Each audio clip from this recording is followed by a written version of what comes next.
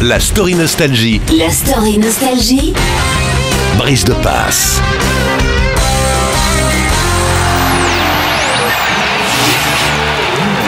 La Belgique est depuis les années 60 une des terres privilégiées des plus grands artistes du rock et de la pop. Et bien sûr, Queen n'échappe pas à la règle. Des milliers d'entre vous gardent ainsi un souvenir impérissable de leur toute première venue en avril 1978. Ils y ont d'ailleurs joué 2 jours. Avoir tout Forêt Nationale qui chante comme ça, les chansons, tout le monde qui se lève, ça c'est vraiment extraordinaire. Ce don de fédérer les foules et de les faire participer, c'était... Et puis aussi cette grande variété avec des moments de calme où ils jouent au piano par exemple, qui sont vraiment des moments d'intimité partagés avec 8000 personnes, c'est fabuleux. Et puis cette ambiance, et je dis cette pêche qu'il avait, ce délire communicatif, ça c'était vraiment extraordinaire. Queen est ensuite revenu dans la grande arène bruxelloise en 1980 et c'est d'ailleurs l'époque du grand plafond hérissé de projecteurs avec la sono qui bien sûr va à fond de balle, hein, dit. Je crois me souvenir à un moment donné avoir compté avant le spectacle, le show, qu'il y avait au moins une bonne trentaine d'enceintes, enfin de baffes, tout ce que vous voulez, et que lorsque ça se met en route, c'est quelque chose de phénoménal. C'est une véritable histoire d'amour avec Forêt Nationale puisque Queen y revient encore en 1982, 84 et 86. Preuve de leur attachement à la salle, ils vont même y enregistrer un concert en vidéo et profiter de l'occasion pour réaliser une session photo, tout cela devant une salle vide.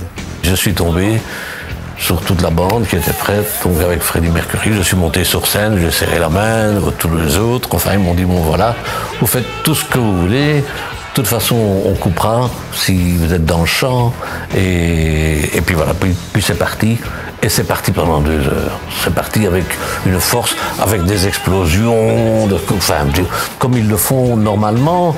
Ils n'ont pas lésiné sur les effets scéniques en disant on va... Non, vraiment comme un concert. Et cette différence, c'est que de temps en temps, je me retournais et je voyais Forêt Nationale vide. C'est énorme. Cela dit, Queen aura connu auparavant les joies des petites salles belges. À l'époque où les Scorpions jouent à La Ruche, à Marcinelle, Roxy Music dans un cinéma d'Anvers et Demis Roussos sous chapiteau à Lessines, Queen donne son premier concert à Bruxelles. Nous sommes au théâtre 140, à 2 pas du boulevard Eyers, en décembre 1974. Le public rock connaît déjà bien cette salle de 400 sièges pour y avoir déjà vu Yes, Black Sabbath ou encore Emerson, Lake and Palmer. Portés par leur tout premier tube, les membres de Queen arrivent avec un show bien rodé qu'ils ont déjà joué chez eux à Londres, dans de grandes salles. Ils vont même y aller un peu fort.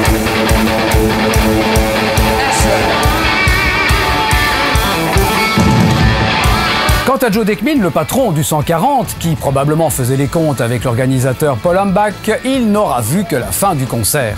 Le sentiment que je garde de ce concert, c'est il s'amusait.